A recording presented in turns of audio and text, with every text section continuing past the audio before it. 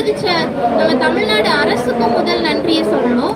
And அடுத்ததா பாத்தீங்கன்னா நான் எப்படி எழுதணும்னு நினைச்சேன் அப்படின்னு பாத்தீங்கன்னா அதுக்கு காரணமும் இந்த கண்காட்சின்னு தான் நான் சொல்லுவேன். எப்படின்னு பாத்தீங்கன்னா நான் ஒரு 7-8 ஆண்டுகளுக்கு முன்பு யூஜி 2ஆம் ஆண்டு படித்து கொண்டிருந்தேன். அப்போ என் நண்பர்களோட இங்க கண்காட்சிக்கு வந்திருந்தேன். ஏன் வந்தேன்னு எனக்கு தெரியல, ஆனா என் நண்பர்களோட வந்துட்டேன்.